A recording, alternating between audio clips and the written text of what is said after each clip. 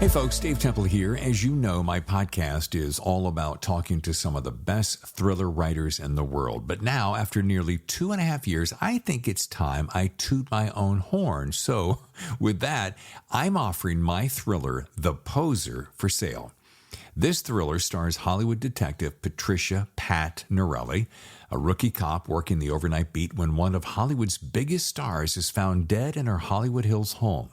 The only problem, the star just won an Oscar and is found dead only hours later.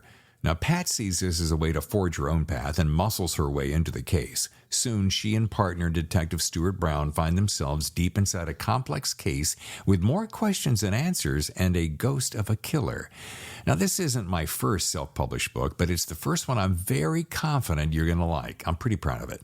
And for the rest of this month, you can get the ebook for only $5.95 or the paperback for $13.95. Now, since I do this weekly podcast as a free service, perhaps you'd consider this a way to help out your fellow thriller author. Okay, here's the link, davidtemplebooks.com/books. Okay, there you'll see The Poser. Just click and you're on your way. Again, the link is davidtemplebooks.com/books. Otherwise, just head over to Amazon. Okay, thanks for your support, and now on with the show. Hello and welcome to The Thriller Zone. I'm your host, David Temple. Today marks the second episode of the week in our 2 shows a week for the entire month of November. On Monday, we spoke with William Boyle, and today's special guest is William Kent Krueger. With 18 books, 9 of which are New York Times Bestsellers, along with no less than 17 award-winning short stories, Kent, my new pal Krueger, is a prolific writer, but even more, he's one heck of a nice guy with a kind spirit and profound insight on stories and the human condition. I'm confident you'll enjoy today's podcast and will enjoy his latest hit, Lightning Strike, a superb novel. Okay, let's you and I get in the Thriller Zone. We're going to get to this gorgeous book, Lightning Strike, in just a moment, Kent. And by the way, beautiful cover. Something about this is just so nostalgic and so reminiscent of childhood, and I thoroughly enjoyed it. Good. Thank you. Yeah. And here's something I never get, a handwritten note. This is delightfully old school, and for what, and I'm going to probably frame this. I'm kind of a kook for some of the old habits that we grew up with that seem to have fallen by the wayside. So that was a very nice touch. You know, it's just a card, David. Do you remember the old days when we actually wrote letters and they were, pages long? Lost art. Yeah, I recall the day when I would send pages of letters back and forth to the folks, and you'd actually have to put a stamp on it, and you'd have to run it to a post office. It's anyway. Yeah, hey, listen. Yeah, let's talk about this. This book was so nostalgic, and I'm probably going to burn that word out before I'm said and done with. But it's and the feeling of nostalgia was so palpable for me that I now have to go back and read more of your books. Yeah, I'm. What you interpret as nostalgia, I simply was trying to be true to the time. Yeah. And both my recollection of the time, as well as the research that I did to remind myself about what things were like back then. But nostalgia is just fine as long as it doesn't, veer into the maudlin. And I'm hoping the book did not. No, and I was going to actually say, I make notes when I'm reading a book because there are certain things that hit me, and I'm going to refer to this throughout. But there was such a solid sense of place and atmosphere first of all, which is just the elegance of your writing. But it had enough detail and the smattering of nostalgia that it just pulled me into a time and a place and a town that I felt like I'd been to before, and or someplace I wish I could revisit today. I think, and it's a compliment, by the way. There's no maudlin about it. Well, you know, so many of us grew up either in a small town or in a neighborhood that felt to us like a small town. And back in the day, we had a great deal, probably a great deal more freedom than we parents give their kids these days, Yeah. because we have a different awareness of the world and all of the dangers that exist out there. But you know, when you grow up in a small town, everybody knows everybody. You watch out for everybody, and you just don't think about the kinds of dangers we think of today. So I had, you know, growing up in the time that Cork O'Connor was growing up, we had a great deal of freedom. And you know, I get notes from people all the time telling me this was my small town. This is exactly where I grew up, or saying, you know, I grew up in Philadelphia, but this was my neighborhood, or whatever. You know.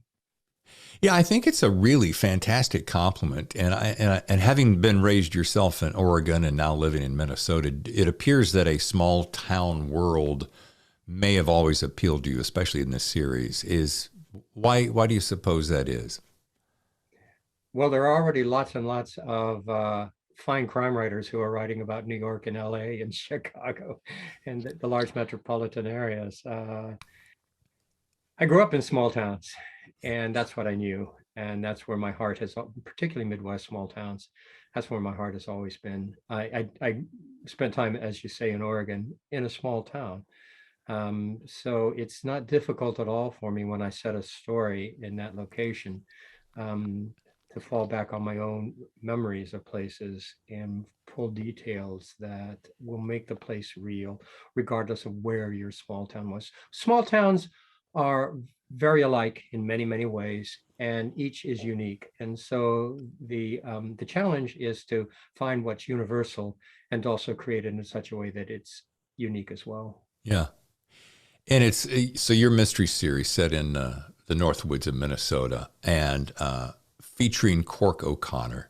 Now, the former sheriff of Tamarack County is a man of mixed heritage, and I had to find out how to pronounce this. So it's a part Irish and part, don't say it, Ojibwe, right? You're pretty good, Ojibwe. Ojibwe Indian. Or the real term is Anishinaabe.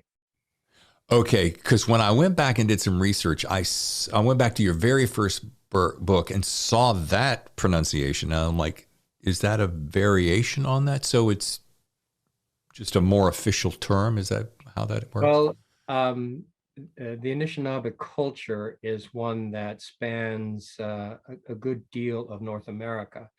And under that umbrella are a number of subdivisions of Ojibwe, Odawa, Cree, Menominee, et cetera, et cetera. So the Ojibwe are part of the Anishinaabe. Okay.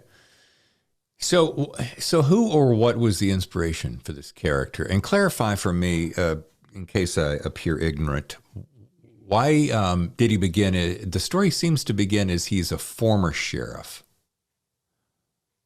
The series. Right. Got it. Yeah. So the story starts this way. What was he before? So he was a sheriff before, but is it more a private, more an investigator? Cork O'Connor has, until he stepped away from law enforcement, his background was entirely in law enforcement. He grew up in a background of Irish cops. His father's out of Chicago.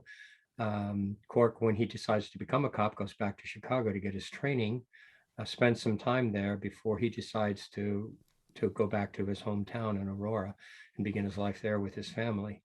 So he begins when I opened Iron Lake, the first book in the series.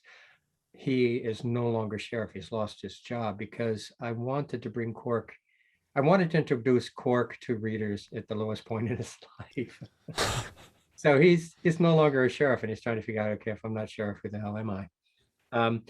But there was a reason I didn't want to make him a sheriff, and that's because I would have to do an enormous amount of research in law enforcement. At that point in time, I was a little too lazy to do, and so I didn't want to have to understand exactly how he would have to proceed officially in order to solve an investigation. And if I made him a former sheriff, former law enforcement officer, he could do whatever he wanted to. He knows what the law is, and then he could decide whether he wants to obey it or not. And I found that just liberating. Well, I love your honesty. Where did Cork come from? Here's the seed of Cork was here, honest to God. long before I knew I was going to write a Cork O'Connor story, I just had in mind a guy I wanted to write a story about. And in the beginning, all I knew about him, David, was that he was going to be the kind of guy who was so resilient that no matter how far life pushed him down, he would always bob back to the surface, and his name would be Cork. Swear to God, that's where that came from. I told that to an audience not too long ago, and some wise ass in the audience said, "Why didn't you just call him Bob?" Um, so that was the beginning for Cork. And then when I decided I was going to write stories set in the North Country of Minnesota, and took a good look at northern Minnesota, I realized you can't write a true story set in the North Country here without including the Ojibwe, the Anishinaabe, as an element of the work, because their influence up there is ubiquitous. It's powerful. It's everywhere. So I knew I was going to make him a man of mixed heritage because of that, but also because, this as a fiction writer, what is it you're looking for to drive your story? It's conflict. Conflict what drives great stories. So when I looked up north, that's what I saw was conflict in that rugged North Country that's every bit as challenging as you might imagine. Conflict in the weather that we have up there, those bitter Minnesota winters that can actually kill you. Conflict in the cultures, trying to live up there together and not always doing a good job of it. And then when I thought about the whole issue of conflict, more specifically, I thought, wouldn't it be interesting to create a character who, in who he is, would mirror the conflict of the two dominant cultures up there, white and Ojibwe. So I decided I was going to make him a man of mixed heritage at that point. Wow. I loved the Native American influence, and one place in particular, one of the characters, Sam Winter Moon, he describes how the spirits of his people often took a while before finding their final place of peace. And perhaps because I was in such a reflective mode when I read this, I found myself finding comfort in that, as it caused me to reflect on how my parents' memory and spirit seem to have hung around. I've just recently lost my mother. I lost my father many years ago. And with them both now gone, I was kind of looking at them through Sam Winter Moon's eyes, if that makes any sense. And I thought, I realized that, like, my mom hung around for a while. She stayed in my dreams for quite a while, and each time she looked a specific way, but she would start saying things in my dreams that would remind me that it's okay, I can go now, and then the dream stopped, and I felt there's a sense of peace. So just as an aside, it was such a poignant and powerful thing for me, and I love that Native American influence, and I found myself saying to my, why don't we have more of that sensibility? It's not a question. It's just kind of a statement of what I appreciated as part of the story. Oh, I'm happy to hear that. Yeah. I'm not sure how to respond to that, except to say, one of the things that I have always appreciated in talking with my friends in the Ojibwe community is their connection with the spirit that flows through all creation. Right. And that's a timeless, endless spirit. It has no beginning, it has no end. And so they're aware of not just their connection with those from the past, but also their importance in connection with those who will come after them. Yeah, and part of the reason that moment felt maybe slightly awkward is that I've been doing this a long time, and I sometimes don't want to come out with all the standard questions of because I got to watch a few of your videos and hear some of your interviews, and I hate to always just ask the same questions that everybody else is asking. So I try to go at things in a slightly different way, and I try to react to them on an emotional level versus just, hey, so where did this Cork fella come from, I appreciate that, David. Yeah, and because it's interesting. I want to really get to know you. And so before we even dig any deeper, some of the side notes that I read about you, and it's from my curiosity corner. What's one thing you learned from these three different jobs that you've had, so I can get to know Kent better? You have logging timber, working construction, and a freelance journalism. Can you think of one good takeaway from each of those that have helped form who you are as a writer? Yeah, logging timber, you don't want to do that. Uh, it's a really tough job, and the reason I stopped logging timber was I was sitting at lunch one day. This was in the mountains of southern Colorado, and I was looking down this hillside that we had just clear cut, and it broke my heart. And I decided I can't be a part of this, so stopped logging. Um, Loved construction because I love the guys I worked with. Everyone I worked with in construction was like me.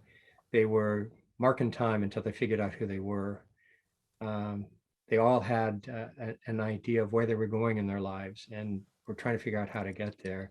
So I worked with another writer. I worked with a guy who was a fine artist. I worked with a guy who went off to an ashram and to study under a guru. And I mean, these were not your typical construction workers. These were intelligent guys, fun to be with, and and that was part of the crew. The other part of the crew were the guys you would expect to be in construction. You know, they were working a job because they hadn't finished high school or they just barely finished high school, and they had already a family to support, kids to support, and so I came away with a great understanding of what it was like to have to meet those responsibilities, particularly when you're young, and a great respect for the fact that this is what they were going to do. Yeah. They'd made this commitment and they were going to stand by it. So just a great, I guess, awareness of the broad spectrum of what it is to be human, maybe. And from the freelance journalism, there's a job I didn't want to do again ever. I wanted to write fiction, and so I thought, well, I'll be a journalist for a while. No, if you want to write fiction, write fiction. That's what I find it key to understand. I was reading on your website about the only thing you've ever really wanted to do pretty much your whole life was to write fiction. So, yeah, right? Yeah, I've always wanted to be a storyteller. Yeah. And it comes through. I mean, 18 books. That's no joke. And what I want to say. Actually, there are 21 books, 18 in the Cork O'Connor series and 3 standalones. Got it. Yes. All right. You're a step ahead of me here. I'm even more impressive than you thought. Yeah.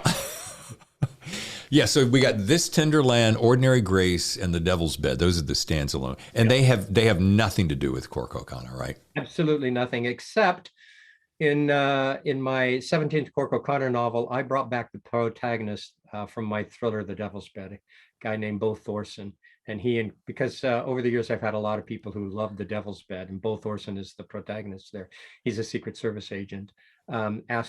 Say they loved him and wanted him back, and so I finally found a way to get Cork and Bo to working together. Isn't that 18 years later? Yeah, isn't that a fun thing to do? To find a character from your past that somebody says, whatever happened to him, and can we get more of him? And you're like, yeah, let's dig him up. And do you see more of him coming around? No. Oh. I brought him back, made people happy, but I have at the moment at any rate, David, I have no plans to go any further with Bo Thorson. But life is long, so who knows? Yeah.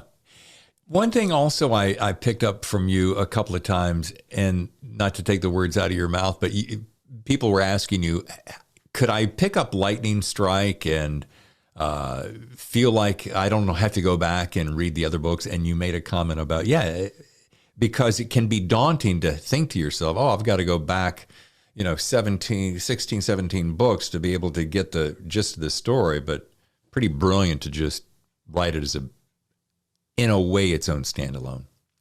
Brilliant. I like that characterization. Thank you. I wish I could say it was this brilliant idea, but actually I did it because my agent has been nagging me for years, actually, to write a prequel to the series.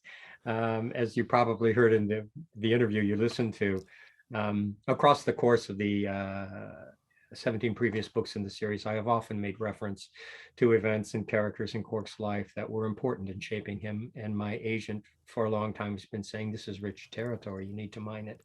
And so finally, I didn't have another idea for a Cork O'Connor story, so I thought, okay, what the hell? Let's see what we can do with this. And I was really glad that she had directed me in that way, because I so enjoyed writing this story, in exploring who Cork was as a kid, although I kind of already knew that. Sure. But for the most, but really at heart, exploring the relationships that were important.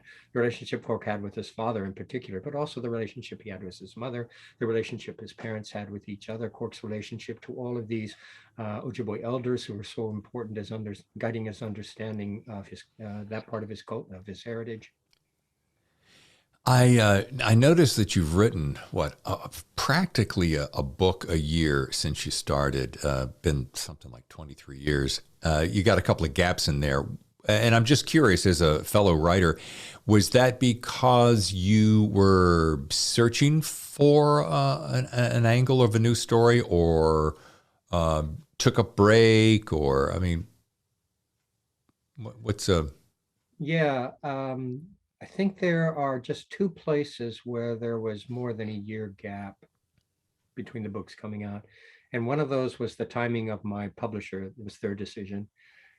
And then the other one, I think the other gap occurred between Desolation Mountain and This Tender Land. I think there was more than a year there. And that's because I was supposed to have, let's see, or was it, no, 1819. It was between This Tender Land and Lightning Strike was the next break. And it was because of the pandemic. I was supposed to have a book out last year, gotcha? but the pandemic just sort of screwed everything up, and I got behind in deadline, and we all decided, well, there's no point in bringing out a book in that particular fall, because everything is up in the air. It's all chaos, and nobody's going to pay any attention. And so we delayed. I delayed finishing the book, and its publication was delayed. But typically, and this, in our genre, commercial speed in New York City is a book a year. That's pretty much, if they're going to promote you as try to be a big author, that's pretty much what's expected of you.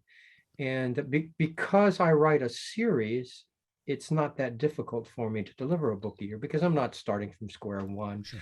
I've already established a cast of characters, a setting, elements that readers anticipate will be in the story. So it's not, I have not found it difficult.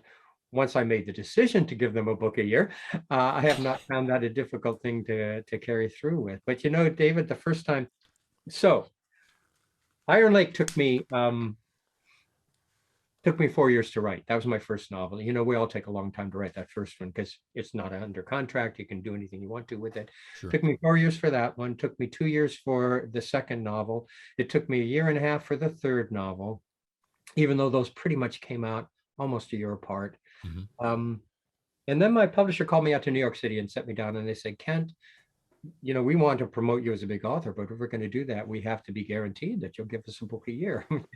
After I crapped my pants, I thought, well, I can do this. I can do this. I want to be a big author. And again, because of the reasons I've already explained, I haven't found it difficult to deliver what I consider a good manuscript every year. Sure. And excuse this if it's a tired question, and especially with this volume of work, is it like asking who your favorite child is, or do you have a personal favorite in that stack of books? Yeah, in the Cork O'Connor series, I actually have 3 or 4 of the 18 novels that for me are special for a variety of reasons. Iron Lake, of course, because it was my first child. There's a book several books later called Thunder Bay, and I love that book because it's the backstory of Henry Malou, the ancient Ojibwe healer in my stories, and how he became the wise guy that he is. Sulphur Springs a little bit later, because it was about a topic I thought was important to talk about, the situation of the refugees coming across our southern border, plus the research for that was among my favorite things. And finally, Lightning Strike, because I love it. I Yeah. love everything I created for Cork as a kid. It's It's a perfect book. It really is. It's just, there's not a, one thing I really respected about this, and because I interview so many people and I read so many books, and I was telling my wife this yesterday. I said, it's given me a really great and somewhat rapid education on the difference between what a fantastic writer is, a good writer, and an okay writer. And it's one of those almost intangibles. But I recall hearing a conversation, one of my favorite authors back when he was alive, Elmore Leonard, he was saying something along the lines of take out all the parts that don't suck, but to drill more delicately into that. He had this propensity to write the book and then go back and trim out every single thing that didn't propel the story forward, or any bit of fat, or just as a reader you find yourself, I got that, keep going. And your book, especially this book, is just like that. There's not, you don't find yourself going, that little bit of a glaze where you're like, can I just get through this page? No, every little piece. It's a long way of saying it's a great book. Okay, Kent, there you go. I love Elmore Leonard, because that really was one of the, I heard him read his list of 10 rules, Elmore Leonard's 10 rules, and that was one of them. And basically he was saying, cut out the parts people are going to just skip through anyway. Yeah. So I take that, and I have shifted it around a little. My take on that is the stuff that people are just going to skim through, write it in such a way that they can't. They have to stay with it. So there are descriptions in there. Elmore Leonard is really shy on descriptions. Mm-hmm. I write a fairly, I write fairly descriptive prose, because I'm very interested in creating a profound sense of place. So there's a lot of sensual stuff that has to find itself on the page.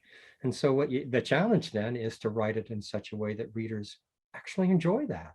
Yeah. And they're not just going to skip through. He's talking about the pines again. He's talking about the clean lakes again, or whatever. But to create it in such a way that it is so much a part of the fabric of the story that you have to stay with that too. Yeah, there's an elegance of it. It's like a fine tapestry, and I noticed that, and a great way to do that is, I love dialogue, of course. So many books that I really enjoy are driven by dialogue. So if you're having dialogue and you just intersperse it, not to be too technical, but if you intersperse it with those descriptions, which you do very delicately, then I find it exactly what you're saying, to your point of like, if maybe it's a repeated or a re-referenced reference to mood or atmosphere, you like it because it just kind of re-sparks it up. Like you have certain way of talking about the Milky Way. The milk, the moon would swallow up the Milky Way or something. And I would stop and I'm like, oh, I got to write that one down. It's mutual admiration here. Well, I thank you. I do appreciate it. Yeah. And it's not, not blowing hot air up your skirt. I have to ask this. So, classic question: what is next for Cork? I mean, with this kind of a prolific library and such an ease that you seem to have, I'm assuming you have plenty more where that came from. Well, I have not yet tired of writing about Cork. I still love spending time with them. But when you're 18 books deep into a series, you're always looking for a way to keep it fresh for you and hopefully keep it fresh for the readers. So across the course of the series, I've monkeyed with structure. I've monkeyed with point of view. I've monkeyed with time. I've done all kinds of things rather than just give you a straightforward telling of a story, because that's what keeps me interested, is the storytelling. So I have just received from my editor his suggested revisions for the next book in the Cork O'Connor series, a book that will be called Fox Creek. It'll be out in probably August of next year. And I decided to challenge myself again. So I wrote a story in present tense, because I've never done that before. And I monkeyed with the way that the time sequencing of the narrative. and just had a ball with it. And my editor really loved it. I really loved it, so I think it's going to work. So that's what's next. Let's break that down a second, Kent, because with 20 plus books, you said you've never done present tense before in all that time? No. So tell me how that happens for you, just as though I have no clue. It won't be hard. Well, you're always trying to figure out what's the best way to tell this particular story. And every story, I think, well, I don't know about you, but I have started stories in one particular way and thought, no, this isn't working. Let's try something else. Until you say, oh, okay, this feels good. This feels right. I can do this story in this particular way. But I had never tried present tense before. And because Fox Creek is really very much a thriller, I wanted the reader to be right there as things were happening. So you have no idea whether we're going to come out okay in the end, because there's no past tense to it. It's all happening right now. And it'll be a while before I do another one in present tense, but I really enjoyed the exercise, and I think it enhanced this particular story tremendously. Yeah. Yeah, there's nothing like present tense to keep those pages turning. Yeah. Impressive fact for my listeners that you won, going back to Iron Lake, you won both the Barry and the Anthony for Best First Novel back in '99. I mean, what was that like to come out of the gate swinging for the fence and popping it over there into the field? Yeah, it was pretty nice. God. Do you know well, you know this with your very first book, you are stepping into a huge pond. And you're trying to figure out how to make a ripple. And I had a great deal of help in that with those two particular awards. Would have helped if I'd won the Edgar as well, but that one went to my good friend Steve Hamilton. So it was a terrific way to begin my my writing career. Well, actually the good things began before that, because a bidding war broke out in New York City for the rights to Iron Lake. So that was pretty spectacular as well. Do you think you made this comment about daunting, this huge lake that we all step into. And by the way, you're talking to me as though I am a writer, but you're talking to me as though I have really vast experience and I may have actually done something impressive. And I think I have yet to achieve that, but thank you anyway. That is one thing that I think a lot of first-time writers, second, third-time writers, self-published writers find particularly daunting. Especially, all you have to do is walk into a Barnes and Noble, and look at the vast number of books and go, "Holy shit! I'll never be able to compete in this arena." How does one keep from letting that mindset or that thought commandeer their potential future? You know, I've had that same feeling, David, walking into a Barnes and Noble and looking around and going, there are so many books, wonderful books already written. What the hell do I think I'm all about? Right. And you got to let go of that and go back. And this is what I tell young writers all the time, particularly those I hear bitching because their publisher isn't doing enough for them, or they're not getting the recognition they feel they deserve, or whatever, which is poisoning their experience, I think. And what I do is I encourage them to go back. Why did you want to do this in the first place? Was it just to get rich and famous? Was it to have people marvel at you? Or is it because you wanted to write? You wanted to create the best story you could possibly create. And that was what was driving you. And did you? How do you feel about what you accomplished? And so I try to have them go back to what it was in the first place that sparked their desire to be a storyteller. That's amazing and beautiful and very poignant, because you're right. So many, I think, in this society of get rich quick, and we get on TikTok or Instagram or whatever other social platform, and we get any kind of recognition or notoriety or followers, we think, oh, this is the path to success, only to find out it's kind of a shallow pond. But that's a great challenge for us to be in the present, be in the moment, enjoy the trip, find out why it is you chose to do it. I mean, it's very clear from your having listened to your conversations and read your books that this is definitely a life's passion. This is not a whim or a passing fancy. And the fact that you have 9 novels that are New York Times bestsellers doesn't suck. Yeah. Well, that's always nice. What can I say? God. You know, those are good. I love the accolades. Who wouldn't love the accolades? Sure. But if you rely on the accolades, you risk what happens when they stop, or if they stop. Does that mean you stop, or do you go on? Because all of those, the awards, the sales, the reviews, all of that's beyond your control. It really is. The one thing that's in your control is writing the best damn story you can possibly write at that time. Sure. Have you been in a place where you wrote a story and you're 10 or 20 or 30,000 words in, name the number, and all of a sudden you realize, wow, this isn't really what I thought it was, or it's not going anywhere, and do you just shelve it? You haven't heard my story, have you? No. Well, here's a story I love telling when I'm asked to speak to a writers conference, a group of gathered writers. So my novel, Ordinary Grace, one of my standalones, when I proposed that project to my publisher, they didn't want it. They called me out to New York City in kind of a panic and set me down and said, Kent, we only want Cork O'Connor novels from you. So I knew if I wrote this story, it was going to be a risky proposition, but it spoke to me in such a compelling way that I knew I had to write it. And across the course of the next 3 years, without a contract, I wrote the manuscript for Ordinary Grace. When it was finished, I went ahead and sent it to my editor, Simon & Schuster. She fell in love with it. They published it, and Ordinary Grace just had this terrific reception. Won tons of awards when it came out.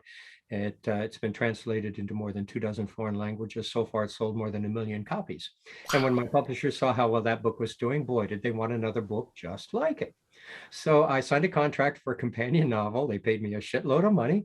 And for the next 2 years, I worked on what I believed would be the companion novel to Ordinary Grace. David, that manuscript was contractually due to my publisher 6 years ago. 2 months before the contractual deadline, I set up a meeting in Chicago to talk to my agent about revisions to the piece because there were problems with it. I knew it, she knew it. 2 days before we got together, I sent her a note saying, when we meet, I don't want to talk about how we revise this piece. I want to talk about how we keep it from being published.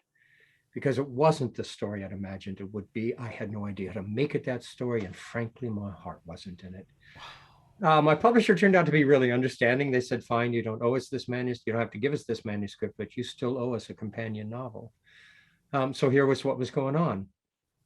The expectations for that follow-up novel were enormous. And the whole time I was trying to write the piece, I just felt crushed by the weight of all those expectations. Yeah. And the truth is, when I was writing it, what I was trying to do was meet everybody else's expectations instead of writing the story that spoke to me from my heart. As soon as all that weight got lifted off my shoulders and I felt free again, I saw so clearly the story I should have been writing, the story that did speak to me from my heart. And that became This Tender Land, which spent 6 months on the New York Times bestseller list. So when I talk to writers groups, one of the things that I try to encourage them to do is there are all kinds of voices out there telling you what you should write, what's hot, what will sell. Forget about those. The only voice you should be listening to is the one that speaks to you from your heart.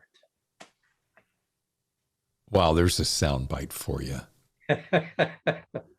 Holy moly. And you know what? It sounds so, when you say it, it has this loft of grandiosity, and in reality, it's pretty simple.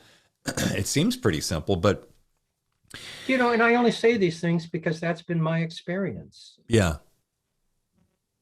It's so funny. How many times have we heard people, I've gone to Thriller Fest now only one time, but it was a life-changing experience.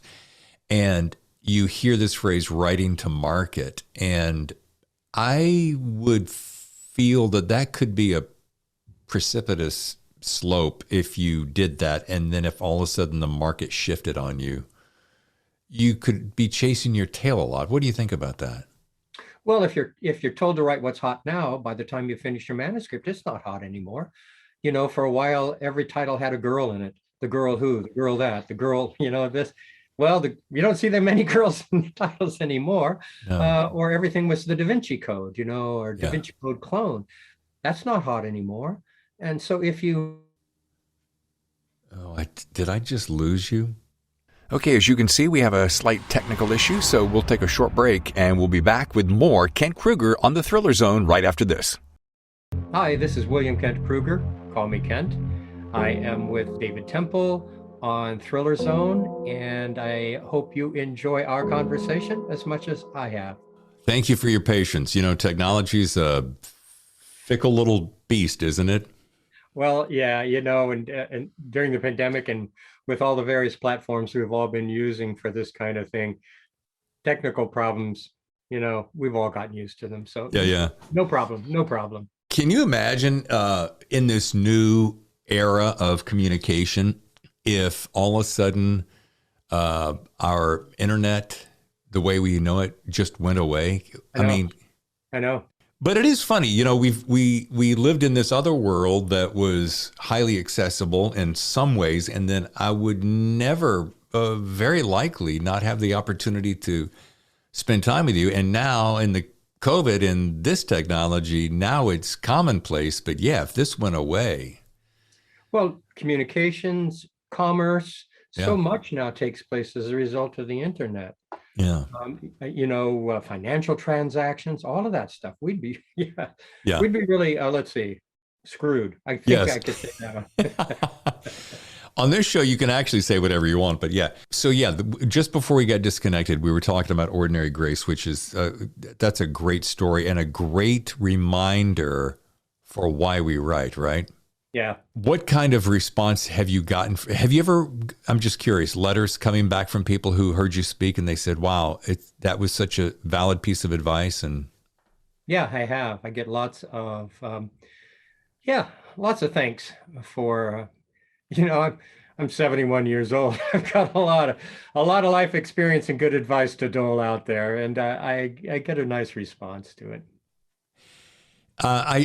I found this fascinating, and it shows a little bit of my ignorance. You have a degree in cultural anthropology, and I wanted to know, for those of us who don't know what that involves, what does that degree prepare you for? Well, let's set the record straight. I never graduated. Okay, I did not fair have enough. a degree. I left because I thought college was not teaching me what I needed to know in order to become a good storyteller. So I went out and logged timber and worked construction and sort of did the Hemingway version of an education.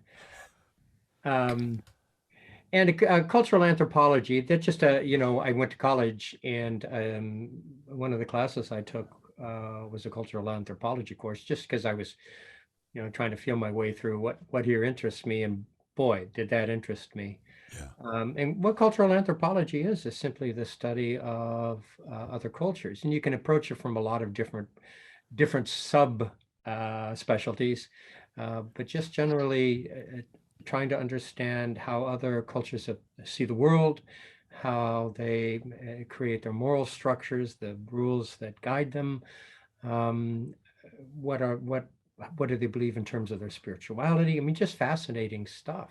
Sure. And so when I decided I was going to write about the Ojibwe, I knew absolutely nothing about them, but that background in cultural anthropology certainly prepared me for the excitement of discovering who the Ojibwe are.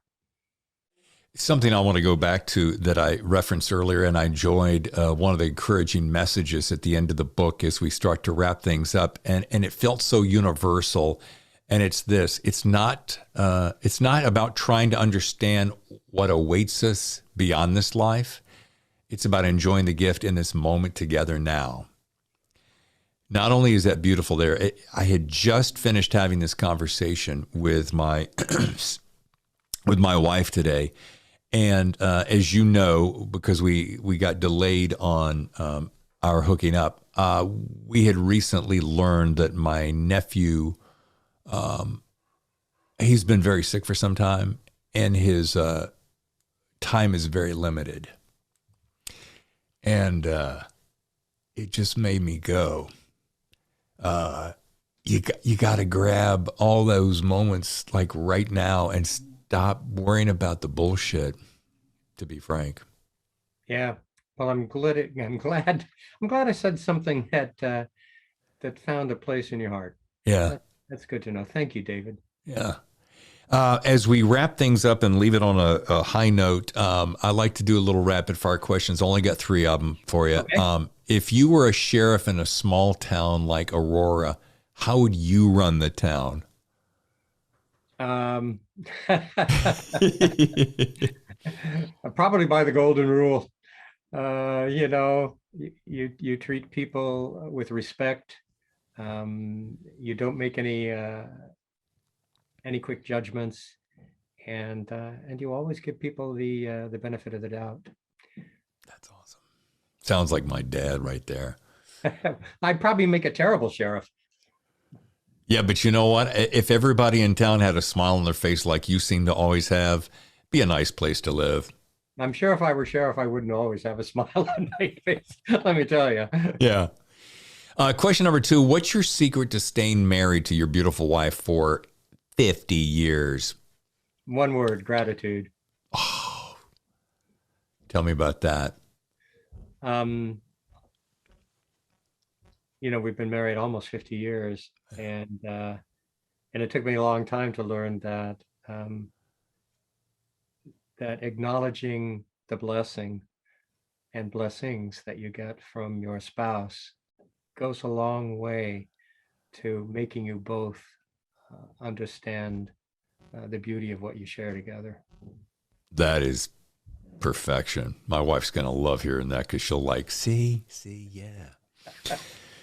Last question. You've been asked by Stanford University, you'll like this, to address their graduating class with your pearls of wisdom as they venture out to their future life. What's one thing you'd like to tell them? You don't have to graduate from this place to be a success in life. That was a perfect tee up for you, wasn't it?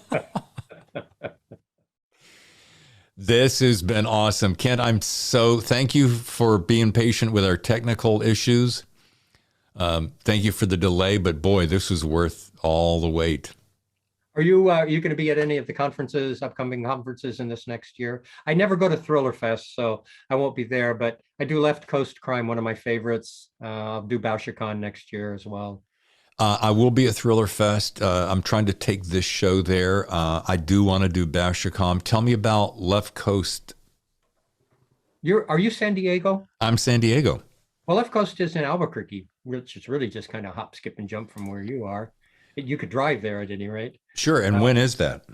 It is in mid-March. It's like March 12th, 13th, something like that. And it's about half the size of BoucherCon, but you're going to see most of the people you would see at BoucherCon. But you'll actually have a chance to sit down and talk to them. It won't be frantic and frenetic, and you'll have a chance actually in a pretty meaningful way to connect with your readers. I love Left Coast Crime. Well, count me in. And if if I could carve out 15 minutes with you, all the better. Yeah, I'll buy you a beer. Oh, excellent. And I'll share that with you. All right. To learn more about Kent, just simply go to williamkentkrueger.com. That's Krueger. All this will be down in below the screen. And once again, the book is Lightning Strike. It's a beautiful, beautiful tale. I encourage you to read it. And once again, thank you for the gift of your time, Kent. You're welcome, David. It's been a real pleasure. Thanks again, Kent. What a fantastic interview. Okay, next week we once again present 2 guest thriller authors. On Monday, we welcome Nicole Bart, author of Little Broken Things, whose latest book, Everything We Didn't Say, is sure to jump off the shelves if early buzz is any indication. Then on Friday, I get the honor of welcoming a new friend and fantastic debut author, Eric Bishop, whose book, the long-awaited The Body Man, has been the talk of Twitter for months now. And next Friday, you're going to see why. Before I go, I want to remind you to please leave us a review wherever you podcast. After all, word of mouth is fantastic. But a few words in places like Apple Podcasts and on thethrillerzone.com goes really a far distance in helping us grow this podcast. It's people like you who help people like me live their dream of talking to writers and directors of thrillers from around the world. Last thing, if you or someone you know would like to appear on The Thriller Zone, just visit our website and leave us a note on our contact page. Okay, that does it for me this week. I'm David Temple. I'll see you next week on The Thriller Zone.